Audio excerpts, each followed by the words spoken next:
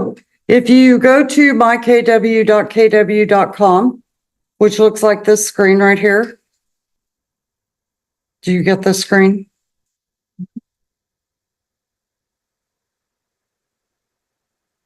And you go all the way to the bottom. There's a little thing right here that says MyKW MC896 intranet. If you guys ever need to know our number, it's 896.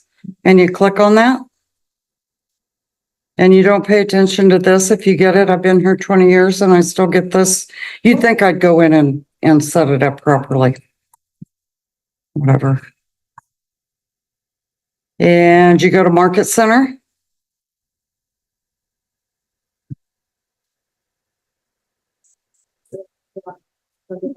What'd you got? I was just asking if my settings are good. It's like, this is the first time you've been on here. Oh, yeah. You got that message. Yeah. Welcome. Okay, so we click on Market Center. Then we click on Resources. And it'll say Floor Duty, and you click on Floor Duty. And it opens up the schedule. See, we got open slots. And then you can just pick when you want to do floor duty. And I will say that August is open now. September will open. The following month opens on the 13th of the month. So August 13th, September will open. Does that make sense? Yeah. Okay. And I don't know if she's sharing my screen or not. We still can only do one a week One a week, unless Monday. unless you go in on Sunday night and you see all these open spaces and you can take as many as you want. That the Sunday before or the day of. Okay, and then the bottom part, we don't do floor duty from 5:30 to 8:30. That's actually for Brace and West. Good to know. They don't let us split out different 9 to 5. locations. 9 to 5. 9 to 5 only. Yes, except on Saturday. And on Saturday it's 9 to 3. How do I get back to my KW? Take me back. Okay. So if you're on this screen and you want to go to Command, which I never go in this way, you can click on Command Login. I just usually go straight to Command. And we're going to go to Opportunities. And Opportunities is the holding hands. So this is where you will want to start your room.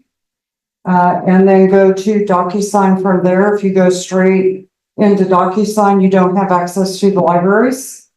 So you do have to go through Command and then log into DocuSign to get access to the libraries. Okay. So we're going to go in and we're going to create an opportunity. And we all know how to create an opportunity, or do I need to run through that? Up in the top right, we're going to click on Create Opportunity. Oops, except I'm going to go back here and log into Monica Skinner. And we're going to create opportunity, and it's going to pull up a screen that looks like this.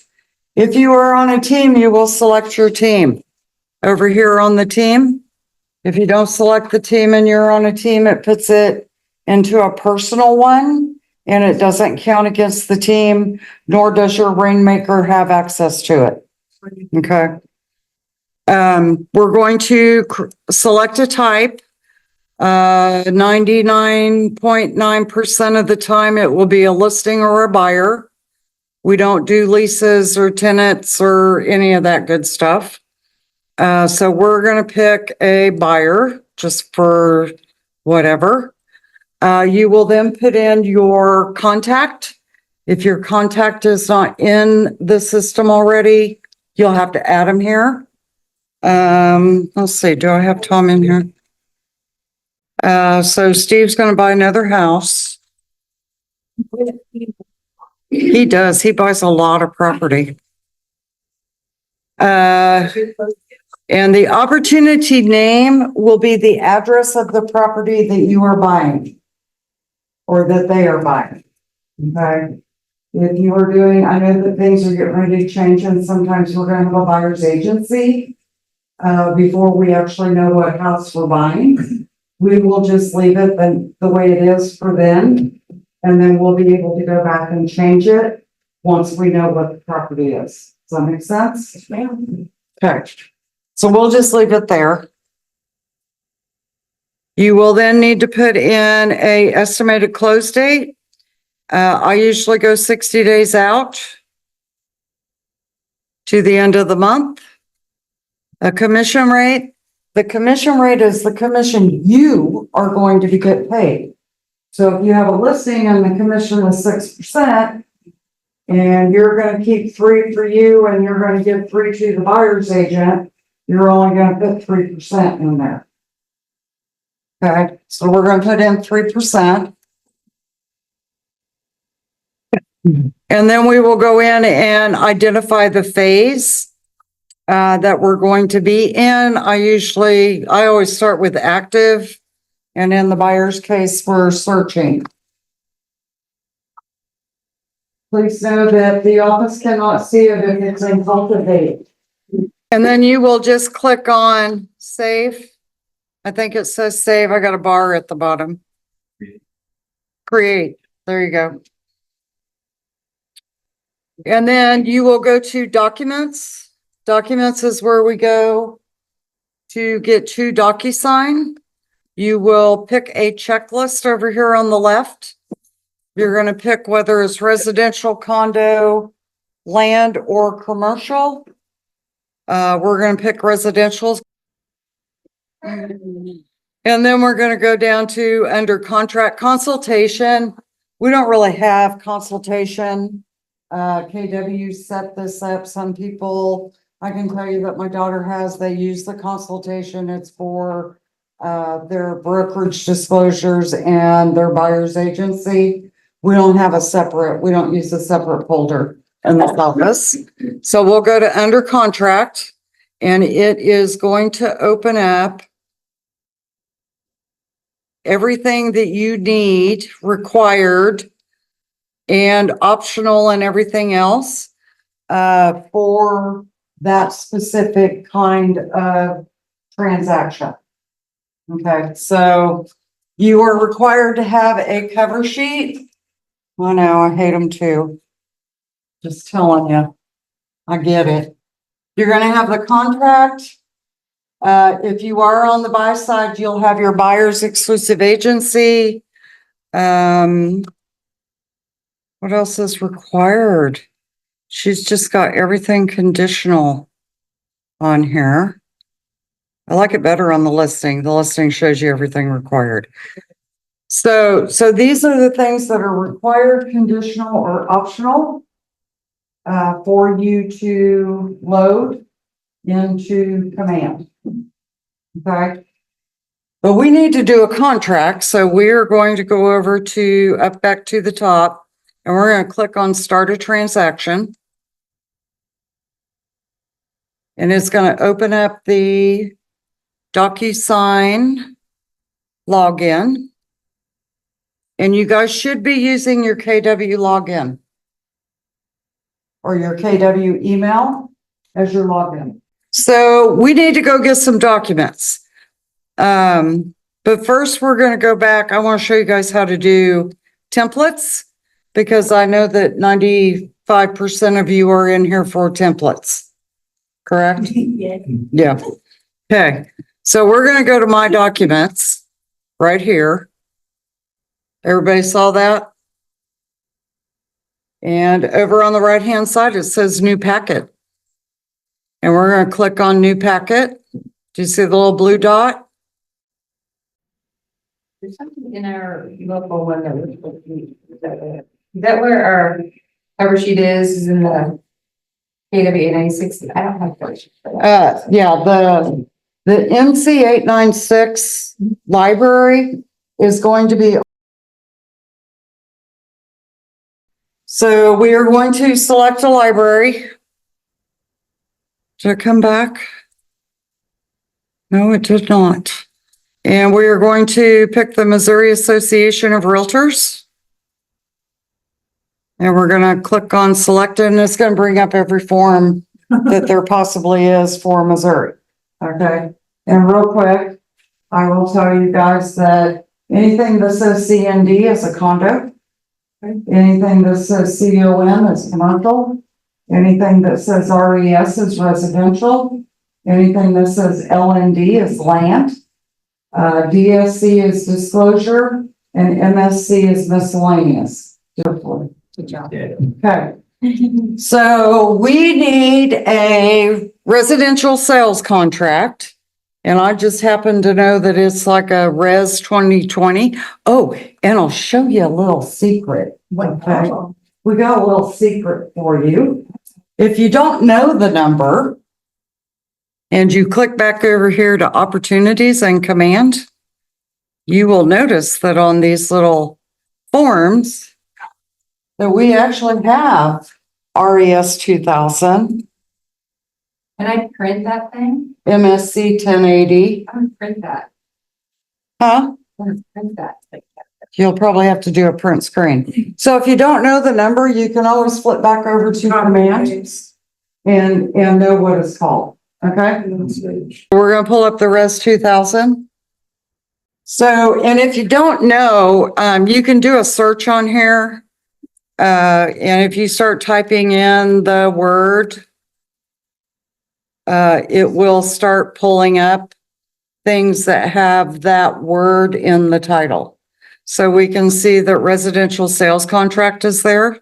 So I'm gonna click on that one. What else might we need for Telerespa? How many people use the Telerespa? Authorization to furnish. So we're doing buyer. So we're gonna save that one. So just for the sake of being able to train you all better, because that's what I want to do. Let's go back to command and create an opportunity and do a listing test so that we can actually put the listing paperwork in there. Should we? So we're going to hit the back key to pipeline. And then we'll go up on the top right and create an opportunity. So we're gonna select a listing. We're gonna, put in somebody's name. Steve's gonna sell something and he's gonna buy something because he just does a lot of real estate. And then this is where we're actually going to name the property name. And he's already bought a lot of them, so we'll make up Main Street. Test USA. Test Mo. Estimated close date's gonna be September 30th. Our commission rate is gonna be 3.0. We're gonna put it in active staging, and we're gonna say open. Then we're gonna go to documents. We're gonna pick our checklist. We're gonna do residential. And now you guys can see the required documents.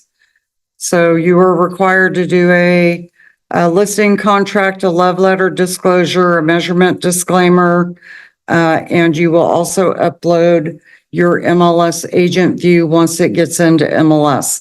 Those are the required things that you must turn in with the listing. Okay, so we're going to start a transaction. It's going to take us back into DocuSign. I loaded both the cover sheets for you. I anticipate that any listing that you take, you will sell. Okay, so we're going to click on My Documents to set up our template. We're going to click on New Packet, and it should be in a different place now. Okay, so we're going to click on New Packet. Residential listing packet. And we're going to name it Residential Listing Packet. And we're going to continue. We're going to pick our library. And we're going to pick the MAR library. We're gonna use selected. And then we're gonna go in and we're gonna type in res-1010. Okay, and we want the seller's exclusive listing. So we're gonna check that box. And then we're gonna go up to the top, we're gonna type measurement. I have a question on here, so we don't have to, click save and do it again, we can just check it and go to the next one? Okay. Yes. And then we're gonna click measurement disclaimer. We're gonna check that box. And then we're gonna do love. Love will keep us together. Think of me, baby, whenever. And all of these forms are gonna show up in our deal. Now, the forms that we will fill out, not all the forms do we need to worry about. Okay, so we don't fill out a seller's disclosure. We don't fill out the water well. We don't do the lake pond. We'll have to look at lead-based paint. But we will always have to fill out a measurement disclosure. And the information on that measurement disclosure will not change. Okay, it'll always be Keller Williams Tri-Lakes. You will always be the agent. So we can have those items pre-filled. We can also go into the listing agreement and we can pre-fill a lot of those. Okay, so, and I'll walk through it with you real quick. You're gonna show us how to pull these into the packet into the listing. Yes. Okay, so they're already in. Yes, I am going to show you that. Okay, so they're in the packet. We're going to go in and we're going to create template. So we're going to click on this little arrow key and we're going to create a template. So we're going to open that baby up. And we know that the names of the people will always change. Line 3 will always be Keller Williams Tri-Lakes. Normally, we're not ever going to have on line 13, we're never going to have anything in there. So if you charge for any kind of marketing fee or anything like that, that might be something that goes in there. But this is always going to be N/A for the most part. So on line 21, if you are charging 6% and you never deviate from it, you can put 6% and do not forget to put the percent sign. Okay, because if you just put 6, are you doing it for $6? So you have to put percent. And then my days is always 60. What? 60, I always put 60. You guys can put whatever you want in there.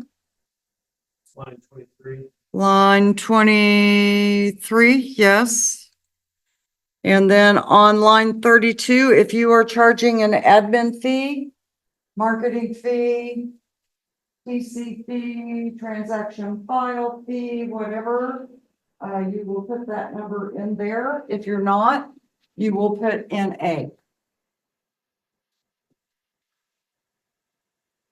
And if you put NA, then it's not applicable, so you'll check box 36.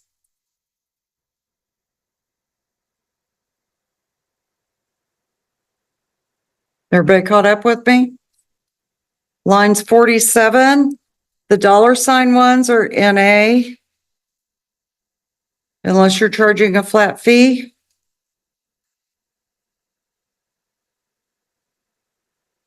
I would say you don't say that like 3 times, because I have 3 summers with things. Yeah, you only want to save it one time. And then, and this is what we're giving to the buyer's agent. So we'll put 3.0 and 3.0. On 48 and 49. Yeah, under the percent sign. So it looks just like this. NA, NA, NA, NA 3.0, 3.0. Okay. We don't check box 50 or 51. On line 54, This is if your client is going to give you the right to talk about motivating factors. I always say does not, because I'm too lazy to type in the motivating factor. I said that to somebody, so you know it was Jody. And Deb was like, oh my God, I am leaving this room. If you do, you can always change this, okay? But this would be one of those things that I would check. I don't necessarily say check it or don't check it. How can I help you? You're shaking. I have 3 templates and I do them all, but not have 3 templates. Well, just delete the ones you don't want. I did. When I come back, it still has 3 templates. Okay, and then, does your client give you, the right to tell about other offers? And do they give you the right to tell about terms? I never do terms because I don't think that it's ethical or correct to do that. It can give one person a fair advantage over the other. And I don't, yeah. We do not do love letters, so you can click does not. So I have does not, does not. Does not mean that you have to do the same thing. Current exclusive representation agreement. 99.9% of the time it's going to be is not. And that was line 62. I do not check a box for lead-based paint because I don't know if it is or it isn't. Normally they are not a foreign person, but I would, I would not check that box on line 99.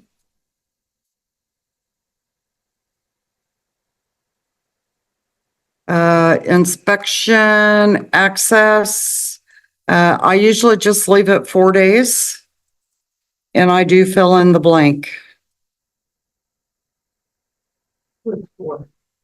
On the home warranty on line 173, I always say consider it a later date unless they specifically say I want a home warranty. We are a franchise, so line 187 will be checked. So we're going to check that box. We are going to, on line 210, it will always be your name. If you are a team, everybody on the team will need to be listed in the box. Says Did you put the team name also, or just the names? just the names. I have to put 8 names on those lines. Yeah, every single time. This is gonna save a lot of time doing that. That's great. And if you are husband and wife, Yeah. and your wife takes care of any of your paperwork or anything, you will put both names. So you'll have both names if you're working together. Okay, Is that why there's 4 boxes? Do you want a different name in each box? yeah. And you may, if you have to put 8 people in there, you may put a name slash, Again, a this is name, a name slash, a name. Crown in there. Yep. So 212. Okay, on line 220. I don't personally do dual agency, so I would say no. You can say yes if you feel comfortable representing both sides of the transaction. If I do represent both sides, I will become a transaction broker, which is what we prefer that you do. So mine is no, yes, yes, yes.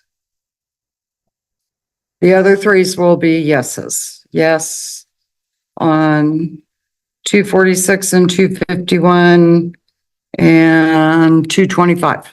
16, 99.9% of the time you will not be involved in the transaction and you won't have a personal interest in it. Okay, so this is if you have a family member, yourself, then you will fill out section 16. Normally no special agreements. And we are going to type our name in on line 296.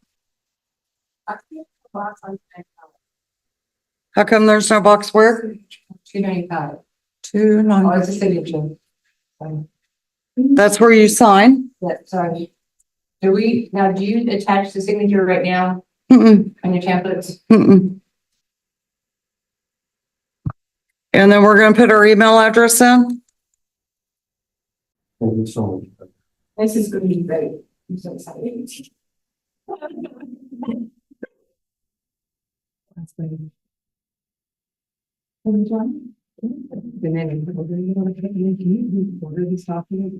what I want to know. I don't know, they tried dragging and dropping them? Yeah, it just is. Like, it's not very, And then It's not doing what you want? I was hoping to say so. I don't. It's real quick. Do I? you just put real. Yeah, you can put rubber, I don't put anything. Okay.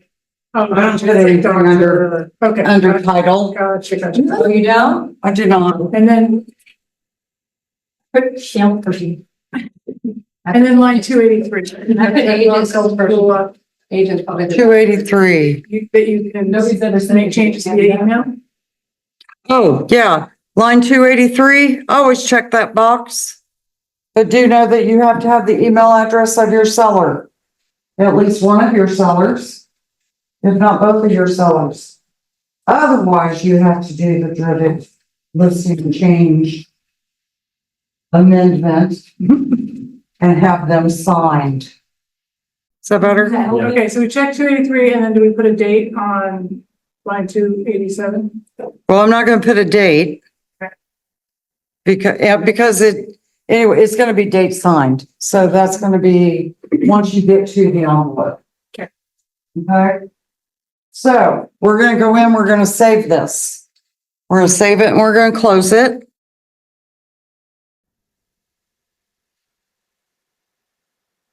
Okay, if we check though, line 283 about the changing with the emails, don't we have to fill in lines 304 through 306? When we have the information. I don't know, what's line 304 and Or 306? put in the emails of our email and all people, if we put, our team, any, that they can make, their email addresses and stuff like that. That's what Deb keeps back all the time for me. 304. Well, if you have any additional people, then that's where it will go. But what I'm saying is, because on the team that I'm on, I put up at the top my 3 people, including myself. And I don't fill out this down here, and Deb will send me a note saying you have to fill out 304 and 306 as well with their names. Because that's giving them permission, the team, if I'm out of town or something, then that gives my teammates able, permission to change through email. That's what she said. I don't know. I'm just asking. Yeah. So I don't have to fill that out? If I. No, you fill it out if you have a team, Okay, so, or if you were married, or giving somebody else the authority to make changes. right, so all of my team members, I have to put on, when it says email address is 306, I have to put all 3 email addresses on there. Or 8 or 10 is my question. I'm just trying to get clarification.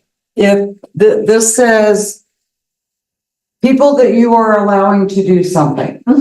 Okay, so, if you are allowing them to do something and have a conversation or make a change doing an email, then yes, you will put their name. If Christopher never does anything with your stuff, And then, he doesn't, but okay, Deb makes me fill it out. She won't sign it unless it's filled out. That's all I'm saying. okay.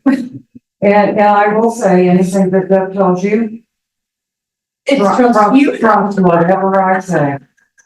Okay, so once you do that and you save and close, when you go to dashboard, go to rooms,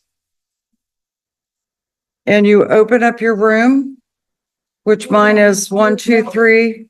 We're gonna go to the room that we created to be the test, right? For the. And we're gonna go to documents. You wanna do the listing or you wanna do the?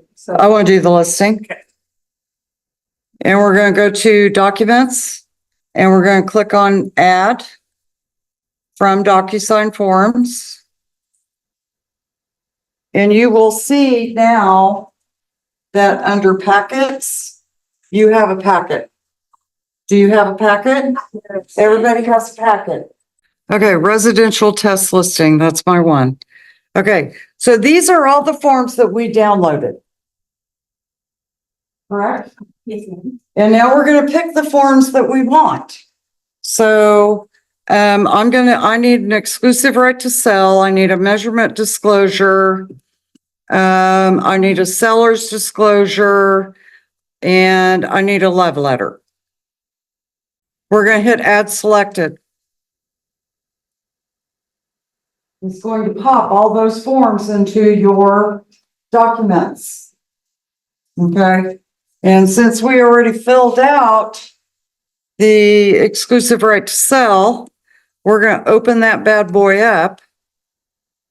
So click on it. Everybody got it?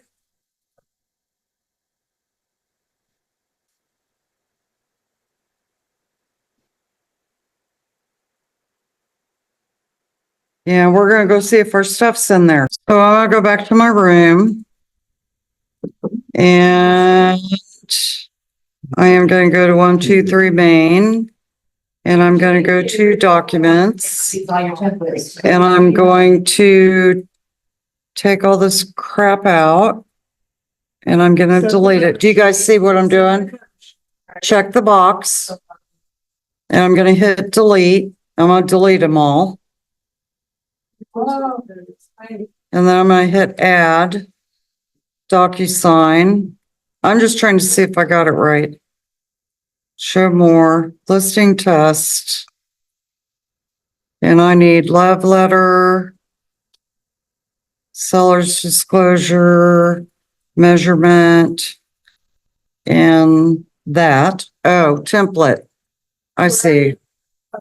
Okay. Right. So then you're gonna click on the, use the template. And you want to get rid of all those extra ones. I think mine's 7. Those choices. We only have the one template. This is the one that- You only have one? this is- Okay, it's because I have more than one Right. sitting out there. I've done over and over and over templates, so it doesn't know which one to use. Oh, I got it now. Only on the one we filled out. That's right. Yes, only on the one you pulled out. So I'm gonna click add selected. And then I'm gonna go to the exclusive right to sell.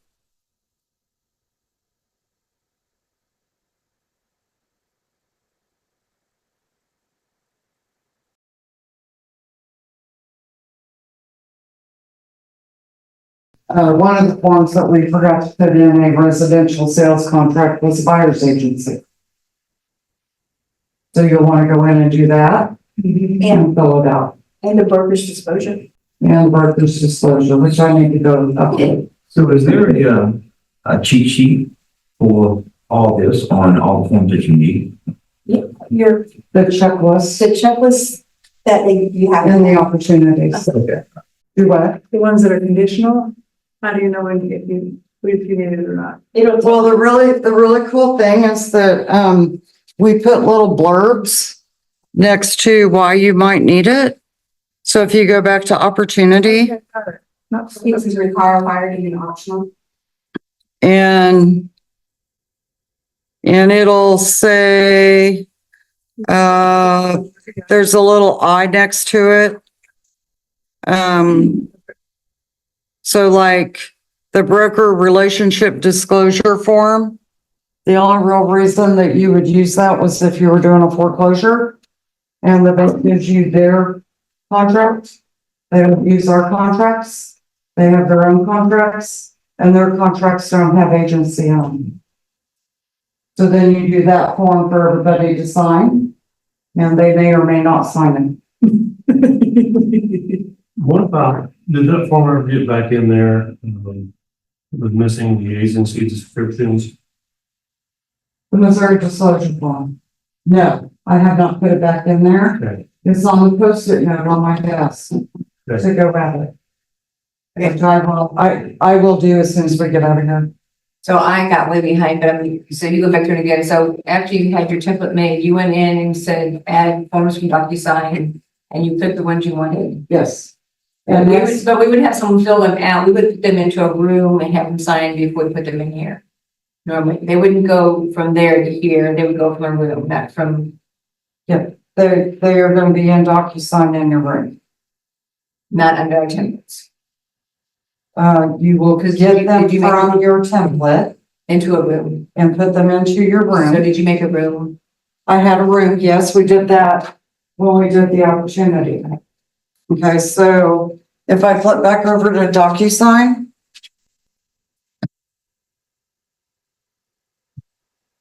Which one do I want? I'll save and close this. So they are in my room. The forms are in my room. I'm going to go finish filling them all out and the way that I want them.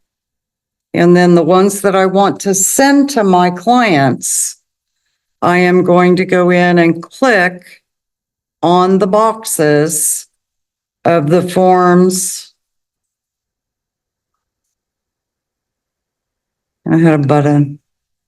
I forgot to click the box. So we're going to click the boxes up in the top left-hand side. And it's going to open up all the action buttons. Do you see the action buttons up there? And the pencil is the envelope. So we're going to click on pencil, which is your envelope. And then we are going to designate who is signing. Who are we getting to sign these documents? Okay, so we're going to need a listing, because this is a listing.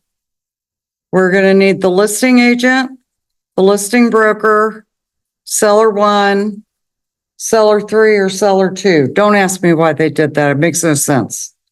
They put it in alphabetical order instead of actual, the way that you would sign it. Once you pick the people that are going to be signing the documents, okay, you are going to hit continue. Do do do do do do do do do do do do do do do do do do do. Okay, it is going to open up a box or open up a screen. And it'll have all your little documents that you want in there. And you can always add a document if you need to still. You can go upload you one. Okay, so let's say I have a plat and I want them to initial the plat. I can go upload that document from my computer and then we can do it. Okay. Then we're going to go down here and it's going to have the people that need to sign. On the left-hand side, these numbers are the signing order of people. Okay, so right now it says signing order 1. I'm gonna sign it, and then we're gonna put Deb's name in there.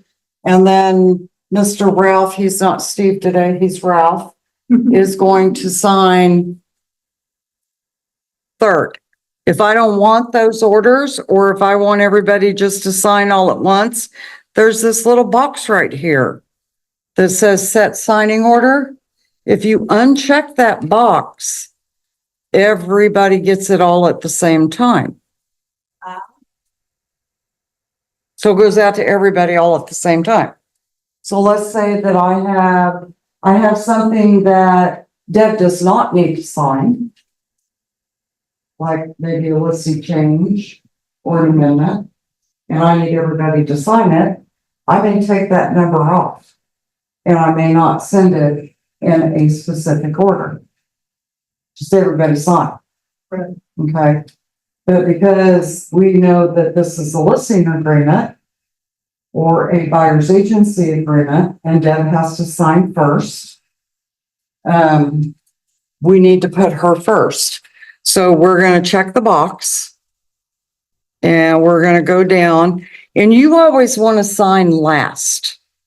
Okay, so if I have 4 people signing, I have 3 people signing, I'm gonna make me 3. I'm gonna make Deb 1. And I'm gonna make Ralph 2. That makes sense? And sometimes these numbers, you have to double make sure and look at it. That you got your numbers in right. Okay, we got the listing broker, we got seller 1, and we got me last. Correct? Mhm. And we're gonna put Deb in here. And so we're gonna say Deb Mandel. And That might never keep on that, yeah, but you don't finish it, you. we're not actually gonna send it.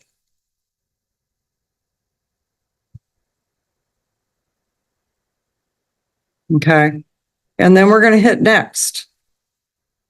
So now we got the forms. And you don't put anything in the message. You don't mess with that. You can put a message in there. I don't usually put a message. But you can put a message. Please sign. Here are the documents we talked about. Here's that listing paperwork we talked about. Call me when you get this so I can go over it with you. If you have any questions, let me know. Okay. DocuSign is awesome until you actually have to explain something to somebody. So make sure you explain it before you send these documents, or tell them not to sign anything until you explain it.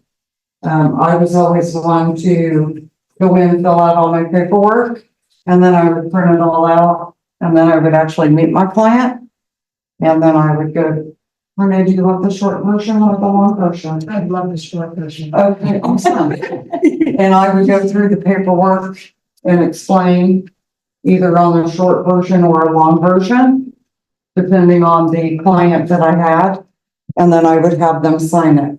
So you don't necessarily have to send everything to be electronically signed. You can go in, do your paperwork, print it out, take it with you, go meet with your client, have them sign it.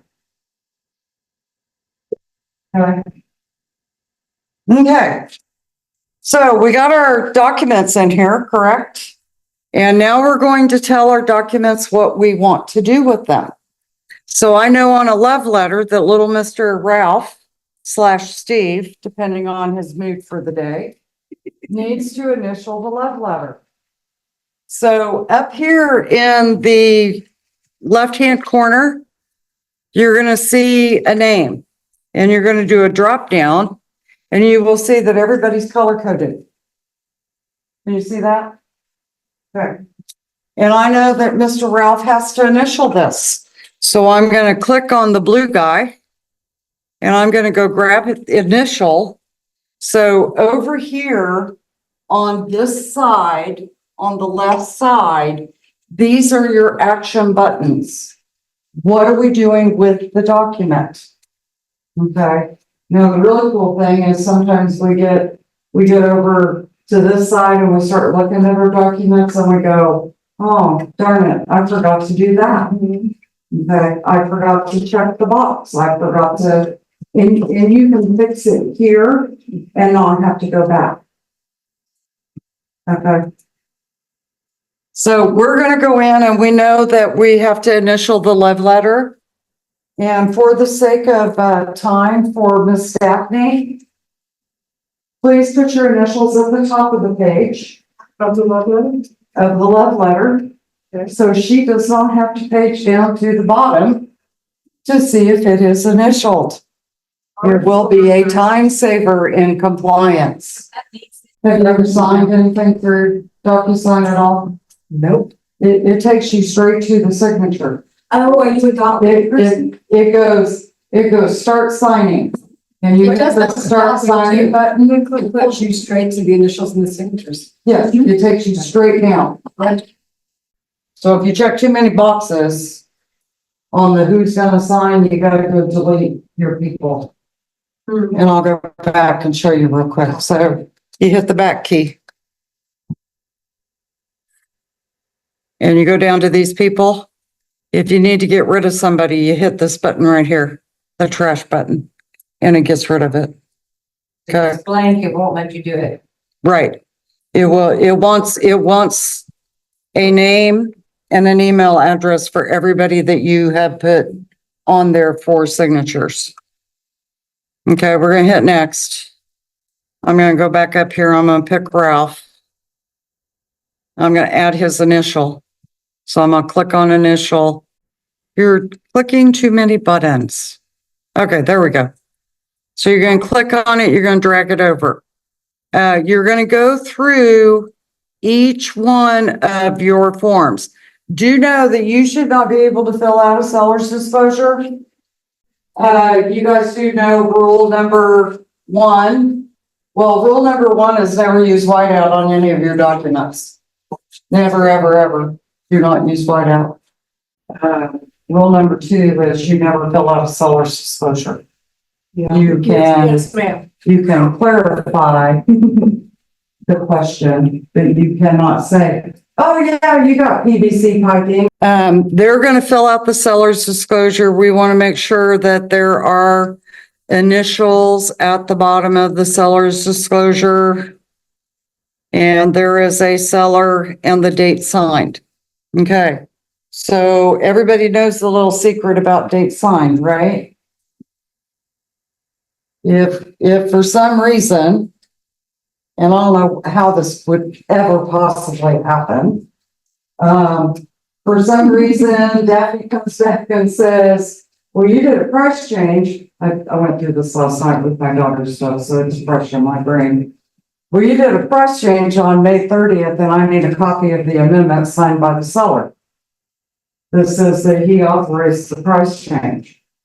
But we do the document for the seller to sign, and we go in here and we click on date sign, and we hit delete.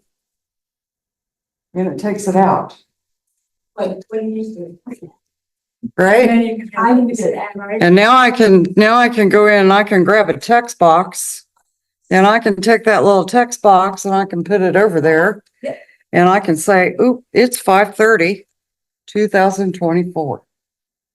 There is a strike through. Mhm. And I believe that it is over here.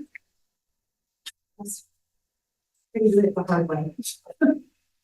So, you have, different, You have to be clicked onto a text, like on a text box to do that.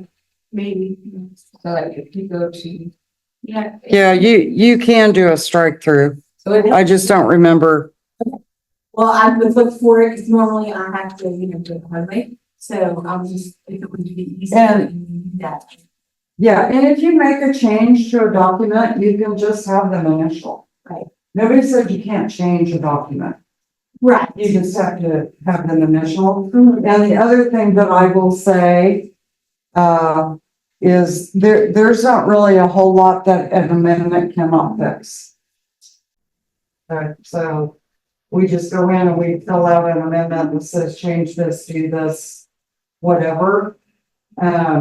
But to kind of answer your question, if I forget to check a box and Daphne sends it back and says, you forgot to check box 418 to say you were a designated agent, I will download it, upload it as a PDF, and then go add the check box and check the box. Yeah. Okay, that's more of a clerical oversight than it is I am changing the contract. Okay. Does that make sense, you guys? Okay. And if you have any questions on any of that, let me know, and I'll tell you what we can do and what we can't do. Okay. Okay, so I showed you guys how to do that. We're gonna go through, we're gonna make sure that we have all signatures and everything is filled out the way that we want it. So on the measurement disclosure, we do have my signature, we do have the seller's signature. Oh, we forgot to check the box on the assessor. So as you can see right there, I can go in and I can check the box. Okay. So you can fix a document as you are in the envelope. Does that make sense? Well, yeah, Tori, am I stressing you out?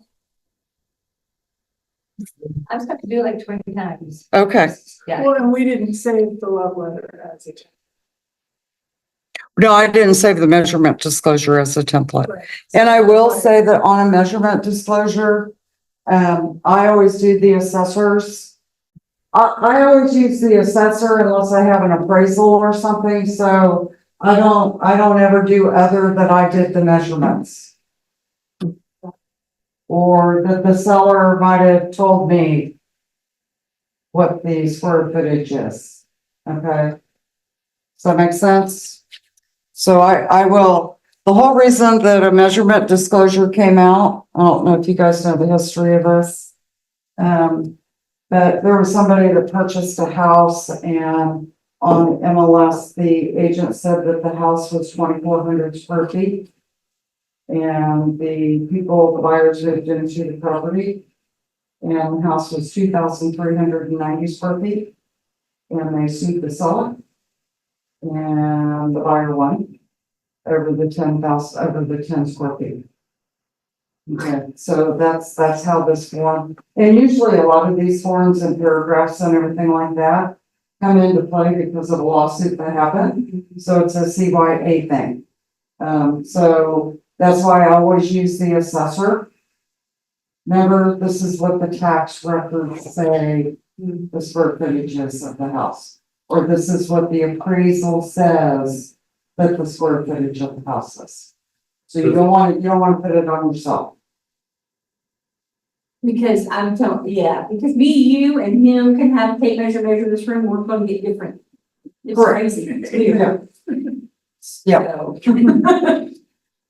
Okay, so we're gonna go through, we're gonna make sure that everybody has signed and everything's all filled out. There's Deb's signature for the listing. And remember, everything's color coded based on the colors over here associated with them. So my signature, I like that it gave me purple. Ralph is blue sometimes. And once we know that everything is filled out and everything is wonderful, we're going to hit the send button. Do not hit the send button. We're going to hit the send button and it's going to go out and everybody's going to start seeing it. And you're going to get an email that says, Deb has viewed it, Deb has signed it. What do you do if you've got one that says Deb is viewed, but not one that says Deb is signed? Usually you will get a phone call from Deb that says you need to fix this. Or an email. Or an email. Yeah. That says that you need to fix this. If Deb does call and say that she needs to fix, that you need to fix something, I'm gonna go back, where am I going? And you need to fix something. We are going to go back to the homepage, maybe. Let's see if I can get us back there. I'm in a loop. Here we go, loop-de-loop. And if you go to envelopes, so you go into your room, you go into envelopes, it's going to pull up the envelope where you sent it. You can open up that envelope. I may have to show you one that I have sent. Yeah, this one's not going to work. Let's go to a different room. You can correct. You can do correct, yes. And if you haven't sent it yet, it doesn't, it just wants to send it. Let's pull this one out. And go to documents, go to transaction, go back to DocuSign, Go to envelopes. Have I sent anything? Did I send anything? Poof. Okay. And if they had not signed it, there will be a button up here that says correct. And you can click on the correct button, go in and make your corrections, including, let's say you typed in the wrong email. You can correct whatever you need to correct and hit resend, and it will start the process again. With the first person to sign it again. Yes.